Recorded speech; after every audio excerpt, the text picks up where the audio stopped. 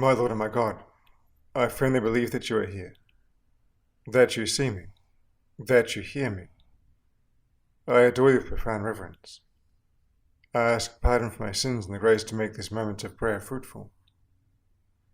My Immaculate Mother, Saint Joseph, my Father and Lord, my guardian angel, intercede for me. The apostles were always struggling to understand the parables Jesus would tell them. Even just the basic stuff didn't seem to make much sense to them, or maybe it was more that they just couldn't make sense of it. In one sense, it must have been really frustrating for them, listening to all this stuff and not understanding, and then having to ask Jesus again later on in the day, what did all that mean? So you can understand the apostles' enthusiasm in the Last Supper, where it finally seems, so it seems to them, that Jesus is talking to them with clarity. They don't need to get an explanation. And that's where we enter the scene today. The Apostle John tells us, his disciples said, "Yes, now you are speaking plainly, not in any figure of speech. Now we know that you know all things, and do not need to have anyone question you. By this we believe that you came from God." Well, funnily enough, just like with the parables, they hadn't actually understood that either. It's because you speak the truth plainly that we know you come from God, they say. You can almost see the smile creep onto the face of Jesus Christ as he looks at those souls whom he loves so much. Those souls who are so enthused with the idea of helping him, even though it seems that they're always bumbling along and getting it wrong. And now he looks at them with that smile inside his heart as they get it wrong yet again. But this time, they get it wrong in a different way. Yet they do understand what he's saying, and so they think that they've got it now, all sorted, but they don't. Jesus is about to lead them to the next level.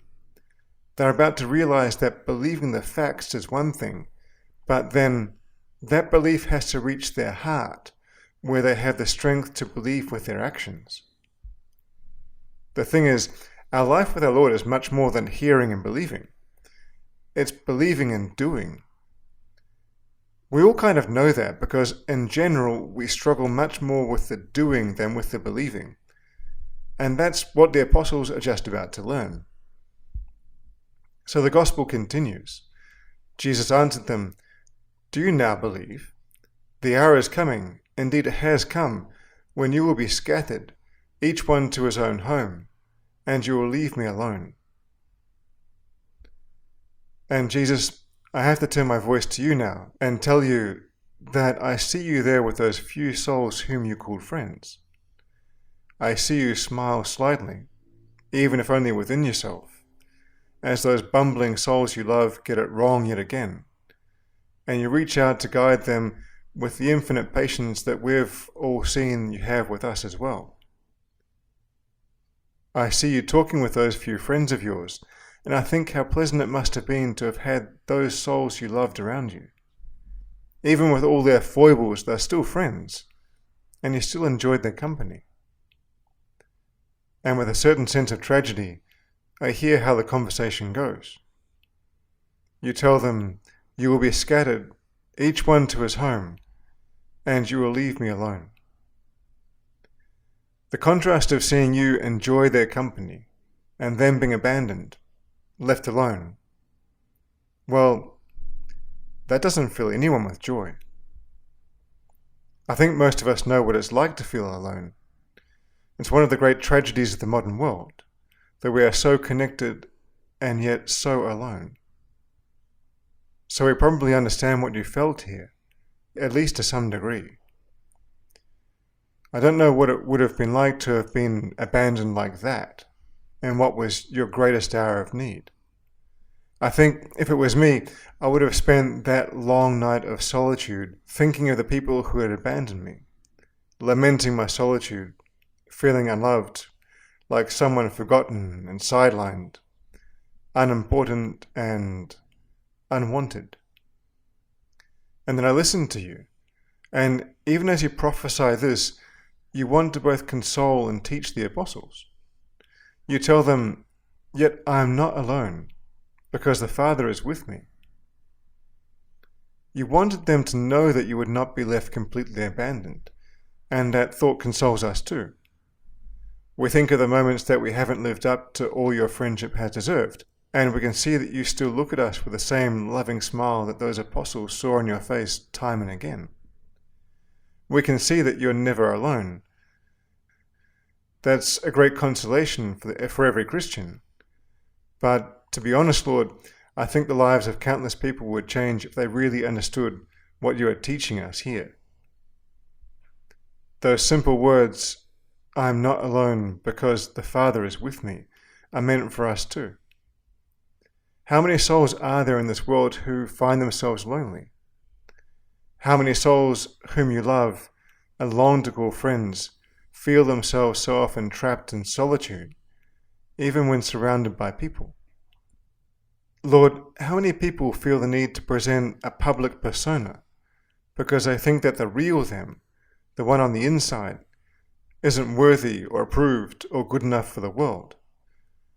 But that real them is the one you treasure and cherish, the one whose friendship enchants and moves you.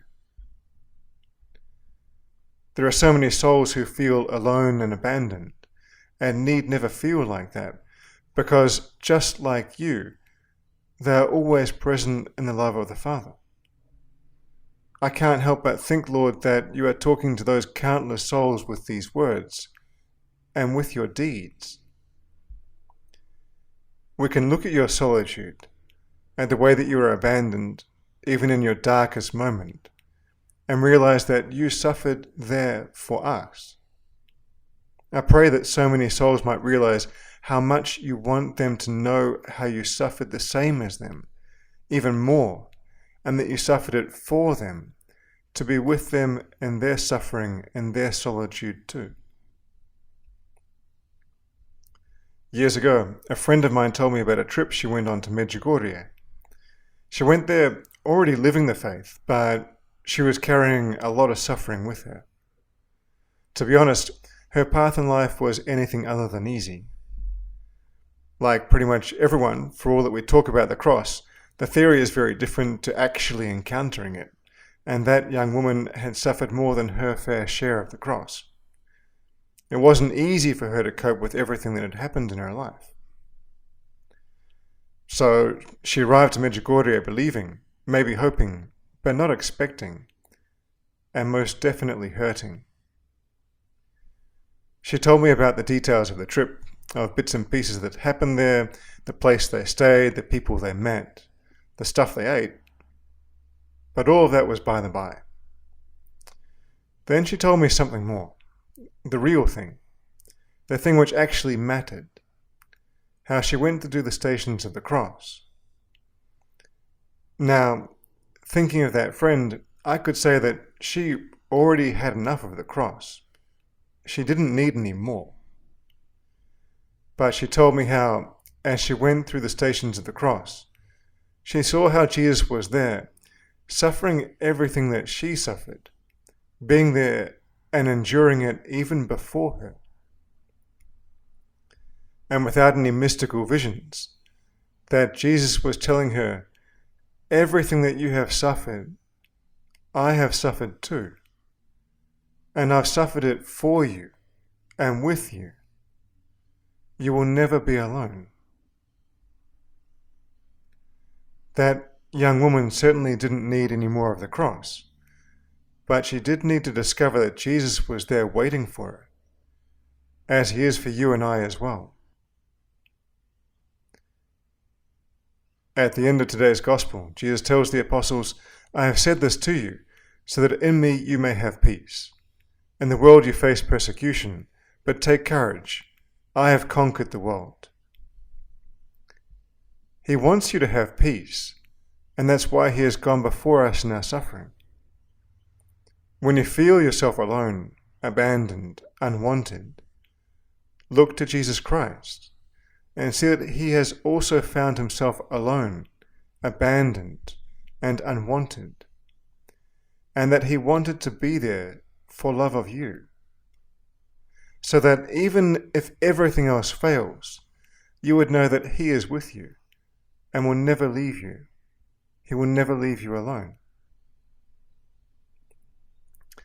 Our Mother Mary, help us to know how your Son wants us to never suffer solitude and loneliness without Him.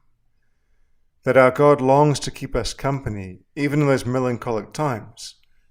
And so He calls out to us in the depths of His own loneliness, crying out for the chance to accompany us. I thank you, my God, for the good resolutions, affections, and inspirations which you have communicated to me in this time of prayer. I ask your assistance in putting them into effect. My Immaculate Mother, Saint Joseph, my Father and Lord, my guardian angel, intercede for me.